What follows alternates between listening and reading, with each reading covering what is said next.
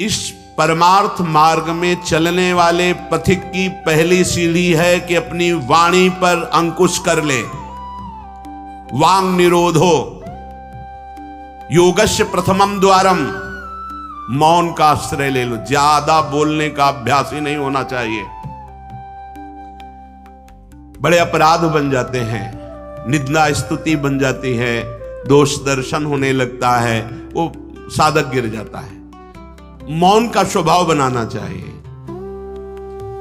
जड़ मौन यहां वृंदावन में ठीक नहीं। यहां हम राधा राधा बोलेंगे, प्रभु की चर्चा बोलेंगे, कोई प्रश्न करेगा तो जो शास्त्र सम्मत बात है उत्तर देंगे, नहीं तो मौन रहेंगे। प्रपंच की तरफ से पूर्ण मौन होना चाहिए। आपको पहली बार कोई खड़ा करके बात कर रहा है, समझ में आया इससे बात करना प्रभु को भूल जाना है, अगली बार से वो कहेगा राधे राधे, उत्तर नहीं देना। श्री हरिवंश, उत्तर नहीं देना।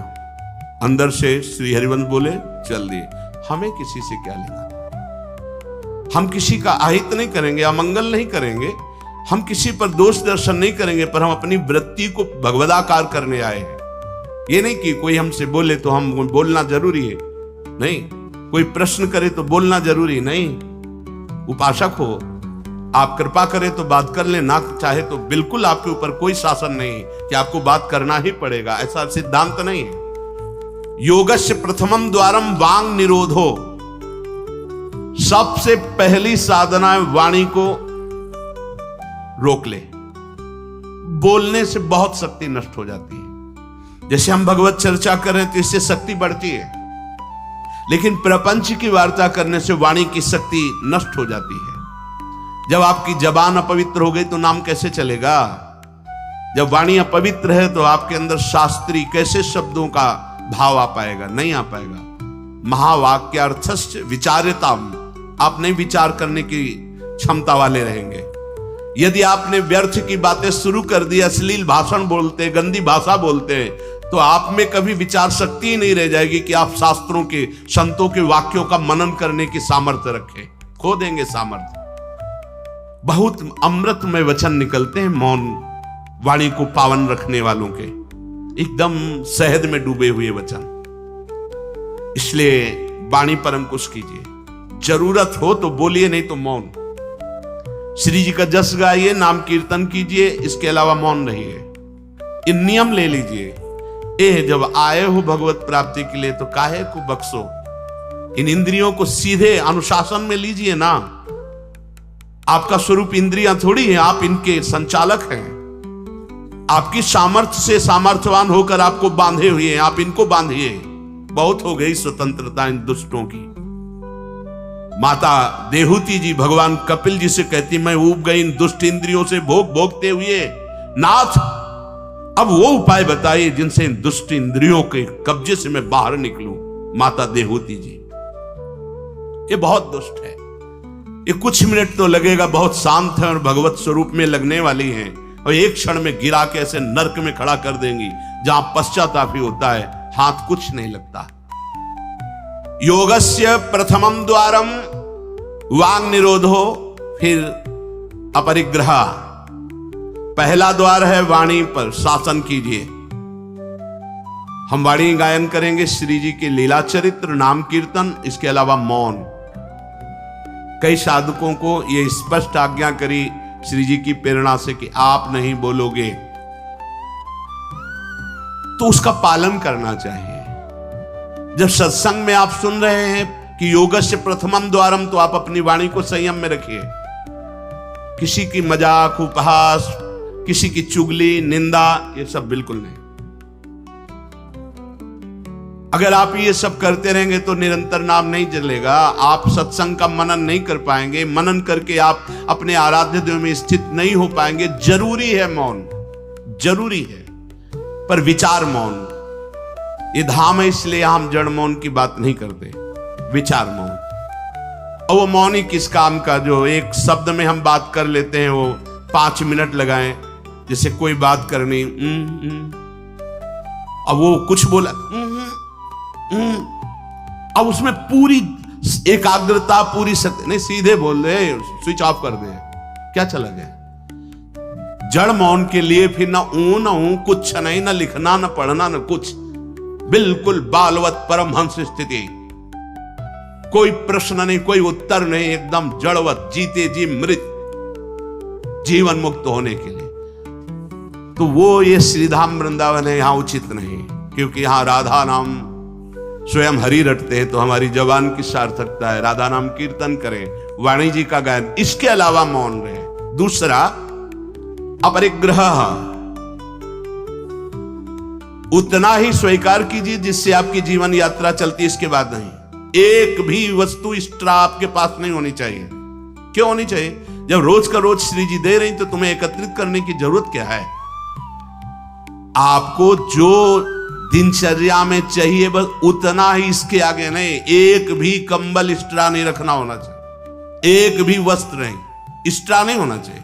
जो हमारी दिनचर्या में आ रहे हैं कि 2 कॉपिन, 2 मार्किन, बनियान, स्वेटर, 1 कंबल या 2 कंबल, जिससे आपकी दिनचर्या कट रही, बस इसके अलावा आपके पास कुछ नहीं। आपकी जो दिनचर्या है, वो दिनचर्या जो प्रभु दिए हुए हैं शरीर पालन पोषण के लिए, शरीर के लिए उतनी आवश्यक है। अगर सही दिनचर्या करनी तो राइट टाइम पे आपका पहले कंबल हटना चाहिए, समय कंबल फेंक दिया दूर, अब अपनी दिनचर्या में लग जाओ। काहे को शरीर को इतना दुलार करके बबुआ बनाए हुए हैं, कान के कंटूप ऐसे बांधे, मुंह में ऐसे बांधे, ऐसे क्या होना है इसको? ये जड़ शरीर है, जितना प्यार करोगे उतना ही परेशान करेगा ये। हाँ, इसको ज्यादा नहीं, आहार दे दिया, संयम नियम से स्नान ध्यान पूजा पाठ, हर समय भगवत चिंतन, ये जड़ है, अभ्यास है। यहां कौन बांधता है कुछ? 12 महीना झेलता है नहीं मस्तक का, ये सब कौन बांधता है? ऐसे अभ्यास, चलो इतने कमजोर अभ्यास के हैं तो जितना उचित वस्त्र उतना पहन लिया। अब ये नहीं कि सोमवार को हरा, मंगल को नीला और बृहस्पति को पीला, और अलग अलग दिन के अलग अलग स्वेटर, अलग अलग दिन के अलग अलग। भैया ये विलासिता नहीं। भगवत प्राप्ति करनी तो एक स्वेटर में 10-5 साल तो कटी जाएंगे, दूसरा हम क्यों लें? एक जीपर मिल गया, उससे शरीर ढक लिया, 10-5 साल चलेगा, 2-3 महीने पहनने को होता है। हर साल नया तो भाई हमें क्या कर, हमें कहीं जाना है क्या पार्टी में? हमारी यही पार्टी, बाबा जी की पार्टी, भगवत मार्ग के पथिक है। उचित उचित बिल्कुल नहीं सर। बहुत वो इसको दुलार करने का मतलब है अपना पतन करना, सच्ची मान लीजिए, इसका पतन करना। वयोवृद्ध है, रोगी शरीर, वो अलग बात है, थोड़ा तो आनंद लीजिए प्रकृति का वार सहने का। अगर शरीर रुग्ण नहीं है, जवान शरीर हो, ब्रह्मचारी हो, आग है अंदर, सहो हर प्रकृति के वार को, गर्मी सर्दी बरसात भूख प्यास, सच्चिदानंद में स्थित हो जाओ, तुम्हारा बाल बांका भी कोई नहीं कर सकता। अब मार दिन में 50 बार शीशा देखना, अब वो फंसाएगा कि नहीं फंसाएगा? चेहरा फंसाएगा ना। तिलक के सिवा दोबारा शीशा नहीं देखना चाहिए। इस देहाभिमान के राग को काटना कि पुष्ट करना है? जय बार निकले तय बार देख करके हर सेटिंग किसको दिखा रहे हो यार? क्या तुम किसी को लुभायमान करना चाहते हो क्या? हरि को? तुम्हारे इस पार्थिव शरीर पे लुभायमान होने वाले नहीं, और जो लुभायमान होगा तुमको नष्ट कर देगा। तो हमें इसको बिगाड़ के रखना है, इसको सजा के भगवत प्रसादी आदि लगाए। हमारा देहाभिमान बार बार हमको गिराने की कोशिश करेगा। ये हम जो हंसी मजाक में भी कह रहे, इसको अच्छे से समझना।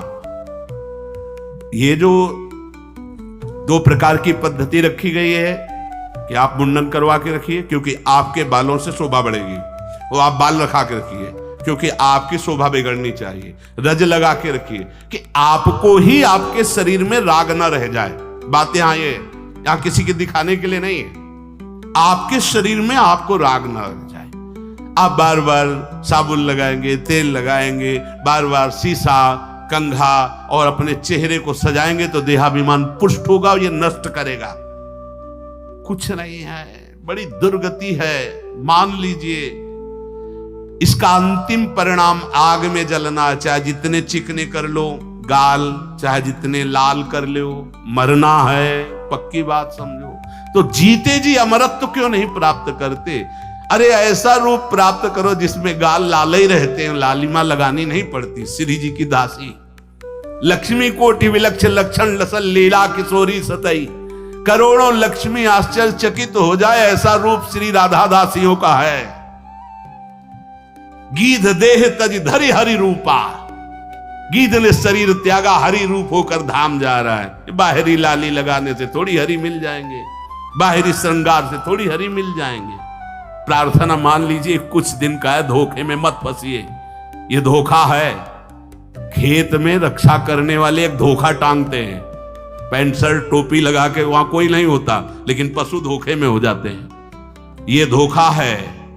अगर पशुवत बुद्धि रखोगे तो ये धोखा तुम्हें पूरे जीवन, पूरा का पूरा जीवन नष्ट कर देगा।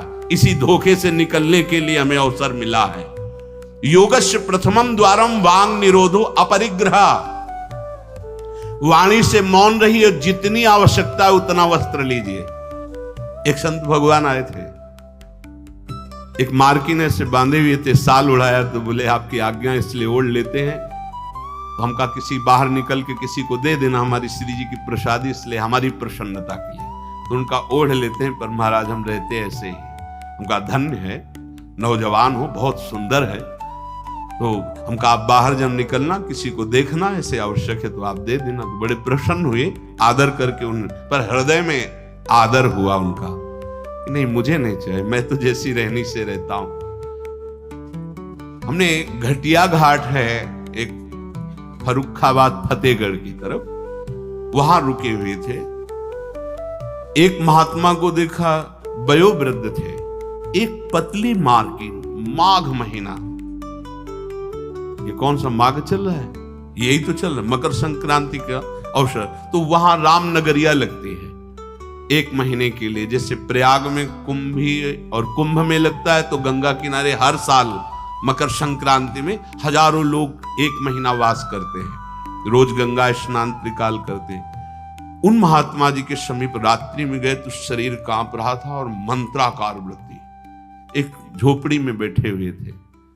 बड़ी लज्जा लगी हमें अपने ऊपर कि हमारा जवान शरीर है, 30-35 वर्ष पहले की बात, और हम 1 मार्किन पहने, 1 मार्किन ओढ़े, ये तो केवल 1 मार्किन पे है, तो हमारा क्या कर्तव्य बनता है, हमको ये भी फेंक देना चाहिए। ये वयोवृद्ध हैं और मौन हैं। तो उनसे प्रार्थना की कि यहां आश्रम से एक कंबल ले आए, आपका शरीर कांप रहा है। ऐसे मुस्कुरा के और चोट पे चोट लग रही थी कि धिक्कार हमारे जीवन को, ये वयोवृद्ध होकर इतना तितिक्षापूर्ण जीवन, और हम जवान होकर के इसको सह नहीं पा रहे। आप सच्ची मानना, जो तितिक्षापूर्ण है बहुत जल्दी भगवत साक्षात्कार होता है। भगवान आदेश करते, तास तितिक्षस्व भारत। आज हम केवल शरीर दुलार में अपने समय को नष्ट करते हैं, शरीर पोषण में।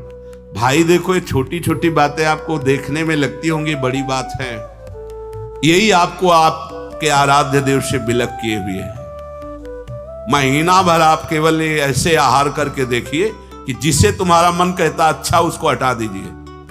आज थोड़ा त्याग मत वर्णन कीजिए, आज थोड़ा हमारे उदर में परेशानी है तो हमें केवल आप रोटी और सब्जी दीजिए। महीना भर केवल रोटी सब्जी उचित। आप देखो, अगर आपके अंदर का रजोगुण तमोगुण नष्ट ना हो जाए तो कहना आपके अंदर सात्विक भाव आ जाएगा, मंत्र में स्थिति होने लगेगी। अब आप, हमने देखा है जैसे गुलाब जामुन, कचौड़ी, पकौड़ी, ये सब कहीं जैसे भिक्षान्न में मिली भी और भरपेट पा लिया, तो वो रस नहीं आया भजन में। जो एक सूखी रोटी ऐसे चबा के गंगा जल पी करके जो रस आता है ना, वो नहीं आता है। सच्ची मानिए, पहले के बड़े बड़े भजनानंदी महापुरुष अपने जीवन को ऐसे ही। तो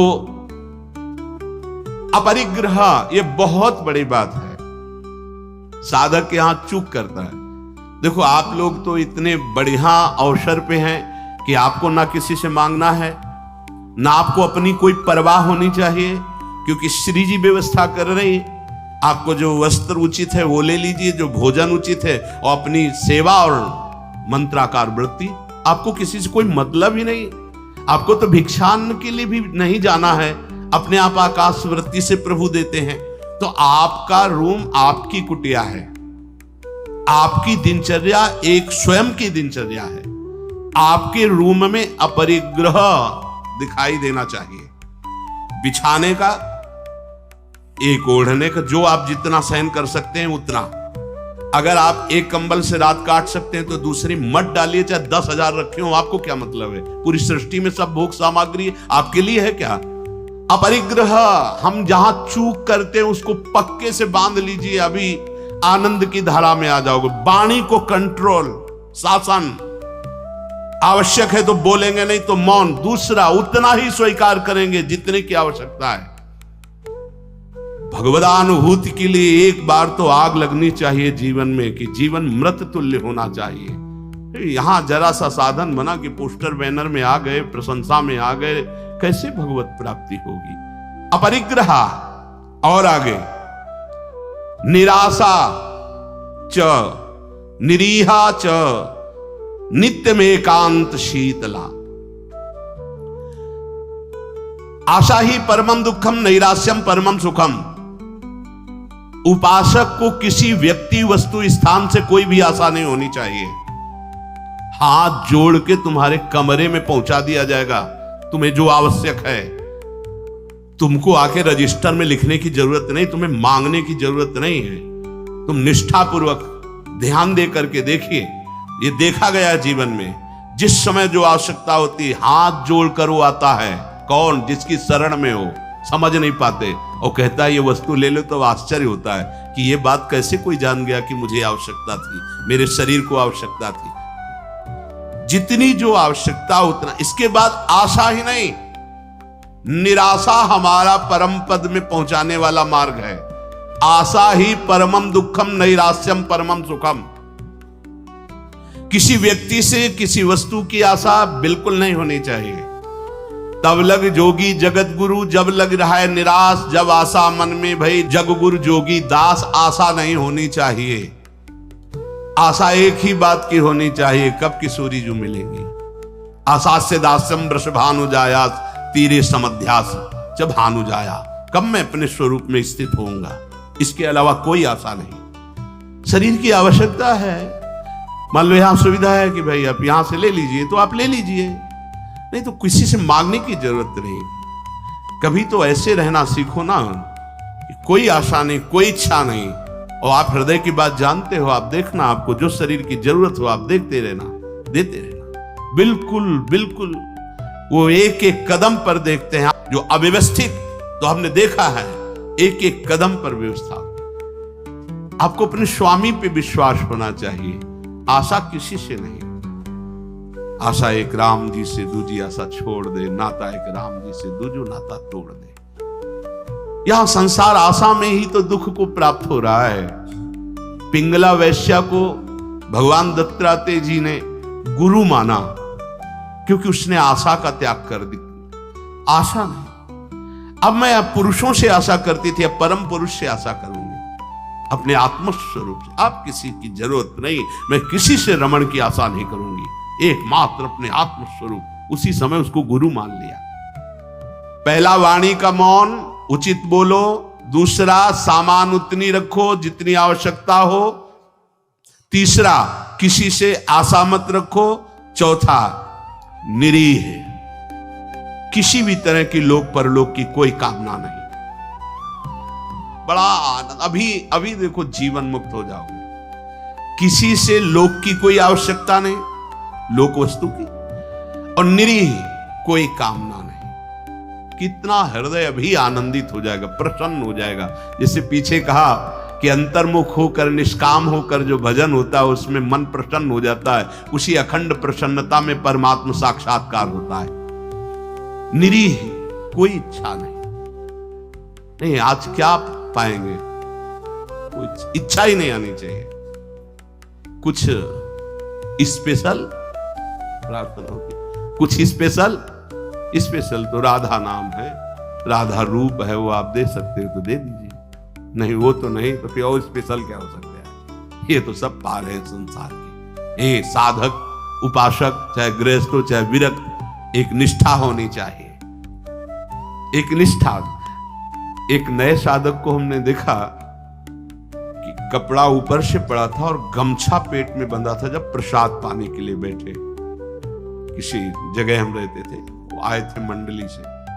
हम संतों पर बहुत सूक्ष्म दृष्टि, उनके व्यवहार, उनके आचरण से, क्योंकि सब कुछ सीखने को मिलता है। तो देखा कि खींच के पेट में गमछे से गांठ बंधी थी। जब प्रसाद को बैठे, वो पहले नहीं बंधी थी।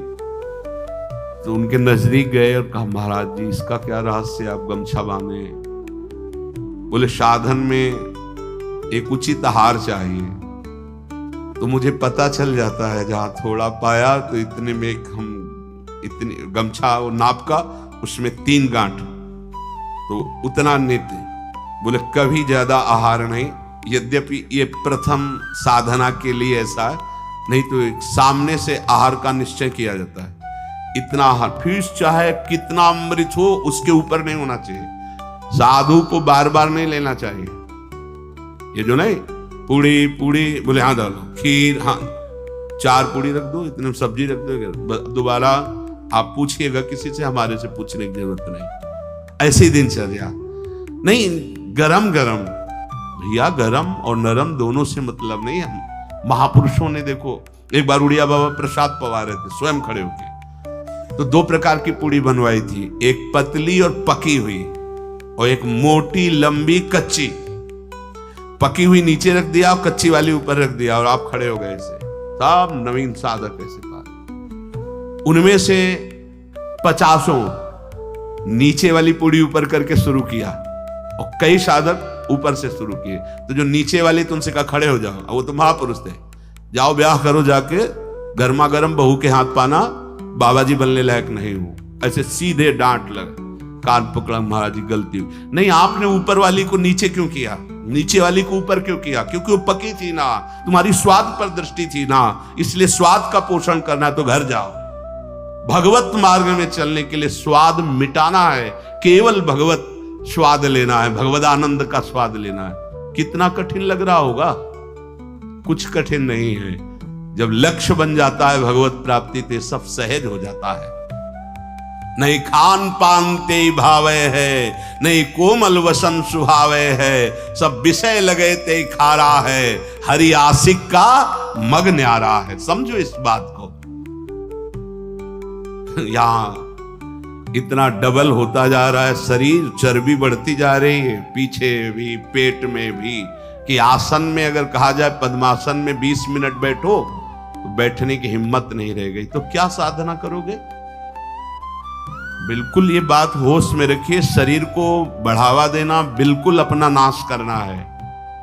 उचित आहार ऐसा कि पाने के बाद तुरंत आसन में 1 घंटे बैठना पड़े तो आपको कोई परेशानी न हो। मान लीजिए आप उदर नहीं हैं, आप प्राण नहीं हैं, आप रसेंद्री नहीं हैं, आप मन नहीं है, उचित आहार दीजिए, रात दिन भजन में लगी, अभी सात्विक भाव आ जाएगा। सात्विक भाव नहीं आ रहा। ईमानदारी से देखिए आप कितना समय मोबाइल में नष्ट करते हैं, जिनके पास मोबाइल है। ईमानदारी से देखिए आप कहीं अंतर्मुख अध्यात्म की वृत्ति से युक्त हो पाएंगे? आप रजोगुणी भोजन करते हैं, आप टच वाला मोबाइल रखते हैं, आप अधिक समय उसमें, भले आप इधर उधर, क्या समय नष्ट कर रहे हो। एक एक सेकंड इतना है। जब कोई जरा सी व्यर्थ की बात करता है तो चिड़चिड़ाहट पैदा होती कि ये तुम अपना समय नष्ट कर रहे हो, समय नष्ट कर। अरे जितने सेकंड में हम राधा राधा बोलते उतने में तुमने व्यर्थ बात सुना दी, व्यर्थ बात। चलो गृहस्थ आश्रम में व्यापार नौकरी आदमी तो उसको बेचारे को विवशता है, लेकिन आप भगवत मार्ग के पथी गए। आपका बिल्कुल एक एक मिनट बड़ा कीमती है। एक एक मिनट जगत मंगल के लिए है। हम 1 मिनट में 10 बार 20 बार नाम लेंगे और वो नाम जगत को देंगे कि जगत का मंगल हो, तो हमारी साधुता सुरक्षित हो गई। निरीह इच्छा रहित और नित्य में एकांतशीलता, नित्य एकांत में शांत भाव से, शीतल भाव से। एकांत बहुत खतरनाक है नवीन उपासक के लिए, यह अनुभव की बात है। जहां आप अपने कमरे में जाएं तो समाज से ज्यादा सावधान हो जाएं। पक्की बात कह रहा हूं। समाज में तो बहुत शालीन गंभीर स्वभाव अपने को रखना ही पड़ेगा, क्योंकि हजारों की दृष्टि है। एकांत में किसी की दृष्टि नहीं है, उसकी दृष्टि है जिसके लिए आप बाबा जी बने हो या जिसके लिए आप भगत बने हो। अब एकांत आपका कहां जा रहा है वो खुद देख रहा है। जो शास्त्र शीर्षा पुरखाहा सहस्राक्षा सहस्त्रपात, वो प्रभु देख रहा है कि तुम्हारी एकांत में प्रिय वस्तु क्या है। मोबाइल, सांसारिक नौटंकी नाटक, या विषय चिंतन, या विषय क्रिया, वो देख रहा है। और अगर आप एकांत में शास्त्र स्वाध्याय कर रहे हैं, नाम जप कर रहे हैं प्रभु के लिए, तो वो देख रहा है, वो भी देख रहा है। इसलिए प्रार्थना है नित्य में एकांतशीलता। आपका स्वभाव एकांत में बहुत ही सावधानी पूर्वक समय कटने वाला हो। एकांत साधु का सही तो परमार्थिक। कैमरे के आगे तो सब सही बोलेंगे, सही देखना होगा, सही हरकत में रहना होगा। एकांतिक आपकी हरकत क्या है, एकांत में आपका चिंतन क्या है, यही खास बात होगी। दो मुखड़े होते हैं, एक होता है सामाजिक, एक होता है एकांतिक। सामाजिक से भी एकांतिक सावधान साधु का मुखड़ा होता है। असाधु का समाज में बहुत बढ़िया और पीछे कुछ और होता है।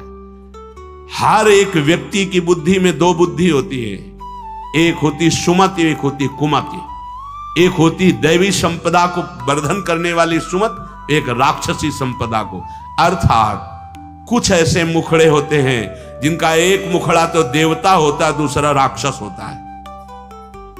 अगर एकांत में तुम्हारा चिंतन, तुम्हारा आचरण, तुम्हारा विचार, तुम्हारी क्रियाएं कुमति के द्वारा हो रही हैं, तो सामने देवता बनोगे और पीछे राक्षस बनोगे। ये दुमुही चाल भगवत प्राप्ति के लिए बहुत बाधक बात है। जो तुम्हारा एकांत वही समाज, जो समाज वही एकांत। हम इष्ट और गुरुदेव के सीसी कैमरे में हर समय रहते हैं। हमारा इष्ट और गुरुदेव हर समय मुझे देख रहा है। दरवाजा बंद करने पर हम एकांत नहीं हो गए, वो गुरुदेव की दृष्टि है, हमारे आराध्य देव की दृष्टि। हमें पहले सोचना चाहिए, कुछ करने के पहले, कुछ देखने के पहले, कुछ सोचने के पहले, कि अंतर और बाहर दोनों जगह मेरे गुरुदेव सुन रहे हैं, देख रहे हैं, मेरे आराध्य देव सुन रहे हैं, देख रहे हैं। इसलिए नित्य में एकांतशीलता। एकांत में बहुत शीलवान, धैर्यवान, विनम्रता पूर्वक अपने मन को समझा करके केवल प्रियालाल में लगाना। एकांत स्थितिरिंद्रियो परमणे हेतुर्दमश्चेतसः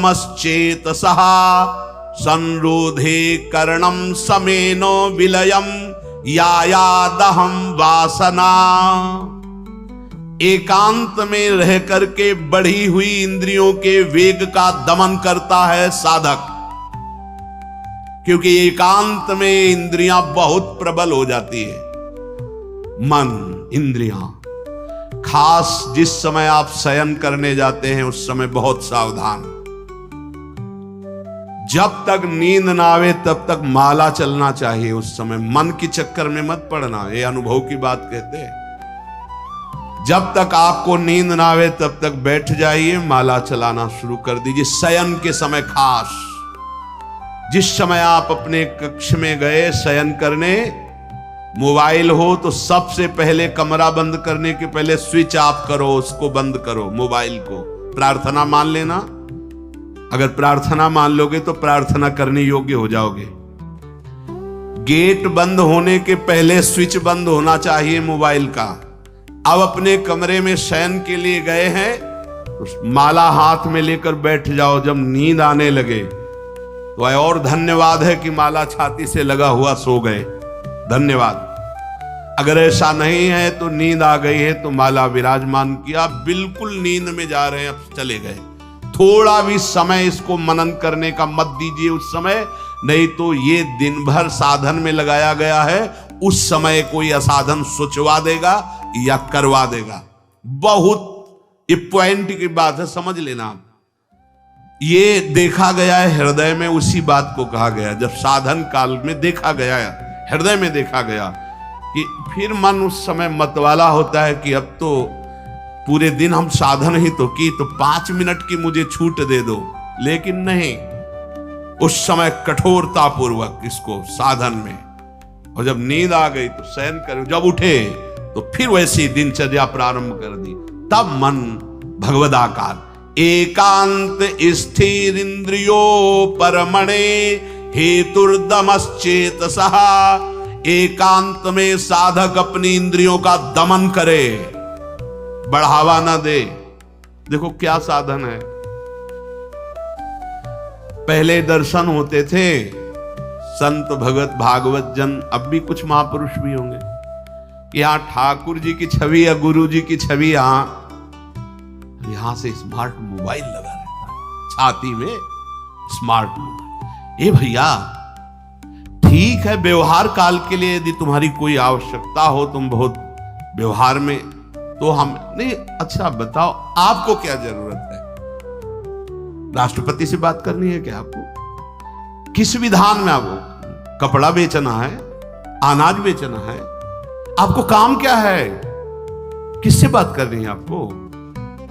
जिनकी विशेष व्यवहारिक कोई सेवा गुरुजनों से मिली, वो तो बात उतनी ही केवल जितनी मिली है। नहीं, आप बताओ, हम भगवत प्राप्ति के मार्ग के साधकों के लिए मोबाइल भगवान की क्या आवश्यकता है? कितनी आवश्यकता है? क्यों आवश्यकता है? जैसे सिलेंडर आदि लाना है या कुछ भाई और कोई सर, तो रख लो, हम कह रहे हैं वो छोटा वाला रख लो, उससे अपना काम। ये बहुत अंदर की बात कहते हैं, क्योंकि इसमें आप स्वतंत्र कुछ भी देख सकते हैं, कुछ भी आप पढ़ सकते हैं, कुछ भी। बहुत ऐसे लाइनें में होते हैं वो सब, बस उसमें क्लिक करो, क्लिक है तो कहते हैं हाँ वो वीडियो आ जाएगा। वो वीडियो आ जाएगा तो तुम्हारा अंदर का वीडियो गायब हो जाएगा, परमार्थ वाला। एकांत स्थिर इंद्रियों पर हेतुर्दमश्चेतसः। दमन कर दो इंद्रियों का। ये कहां सीखोगे, कब सीखोगे, किस देश में सीखोगे, यदि धाम में रहकर इंद्रियों का दमन करना ना आया? इंद्रियों का दमन कर दो। इंद्रिय दमन होने से चित्त का स्वयं निरोध हो जाता है, और चित्त की वासना का नाश होते ही योगी को परमानंद का अनुभव हो जाता है। यह है खेल। इंद्रियों का दमन हुआ, मन और चित्त एक ही बात है। चित्त का निर्वासनिक होना, ब्रह्मानंद का स्फुरित हो जाना, भगवदानंद का स्फुरित हो जाना, और फिर स्फुरित होकर अविचल भाव में स्थित हो जाना। यही जीवन मुक्त अवस्था मुनि की होती है, महात्मा की होती है। साधक सिद्ध अवस्था को प्राप्त हो जाता है। इसलिए जो सत्संग में सुना उसका मनन किया जाए, उसको जीवन में धारण किया जाए। देखो बड़े भाग्य से सत्संग ये मिल रहा है जो शास्त्र सम्मत, मन का और आसक्त संसार में हो जाना, मन का भंजन होकर परमात्मा प्राप्ति के लिए चलना, ये तो बहुत ही कठिन। आप सुन रहे हो, हम बड़े कृपा पात्र हैं जो आप सुन रहे हो। आप सुन रहे हो तो हम बड़े कृपा पात्र हैं कि आप ये सत्संग सुन रहे हो। नहीं तो इस सत्संग के सुनने के लिए अपने आप से गा लो, अपने आप से सुन लो, वो तो सुनने को मिलेगा क्योंकि उसमें, लेकिन इसमें सुना है, इसमें नाश नाश नाश, काट काट, हर संबंध, हर विषय, हर मनोरंजन काट, फिर आकर के अपने स्वरूप में स्थित हो गया। हम आपके ऋणी हैं जो आप ये सत्संग सुन रहे हैं, और अगर इस सत्संग को सुनकर मनन करके आप जीवन में धारण कर लेंगे तो सच्ची मानिएगा इसी जन्म में भगवत प्राप्ति हो जाएगी, जो अत्यंत कठिन है। नहीं तो विषय रस बढ़ाने वाला, संसार पे सत्यत्व बुद्धि करने वाला, नाना प्रकार के भोगों की प्राप्ति का उपाय बताने वाला, ये तो बात मिल सकती है, ये प्रवचन मिल सकता है, लेकिन समस्त संशयों को छिन्न भिन्न करके परमात्मा स्थित करने, ये तो जब द्रवहि दीन दयालु राघव तो साधु संगति पाइए। इसलिए लाभ ले लीजिए। ये हम कह रहे हैं इसलिए नहीं, ये बहुत बड़ा संयोग बना है प्रभु का। जैसे आंधी कभी कभी आती है, ऐसे ही हरि की अनुग्रह रूपी आंधी चल गई है। अगर इस आंधी में उड़ गए तो प्रभु के पास पहुंच जाओगे, और नहीं तो आगे कलयुग की आंधी ऐसी आ रही है जो काली आंधी है, जिसमें मार्ग ही नहीं दिखाई देगा कि सतमार्ग किसे कहते हैं। जीवन का लाभ ले लीजिए, अपनी इंद्रियों को ज्यादा बहिर्मुख मत कीजिए, नाम जप कीजिए, भगवद आश्रित रहिए। जो सुनिए तो मनन कीजिए, ना पकड़ पाए तो बार बार सुनिए।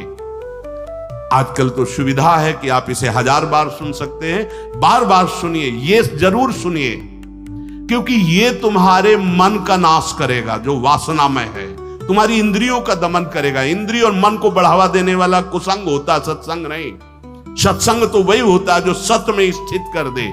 बड़े भाग पाई सत्संगा तो बिना प्रयास होई भो भंगा। नाम न छूटने पावे, बस नाम चलता रहेगा तो सब ठीक हो जाएगा। जैसे भी बने, उठते बैठते चलते फिरते प्यारी जी का नाम राधा राधा रटते रहिए। शेष चर्चा आगे। श्री राधा वल्लभ।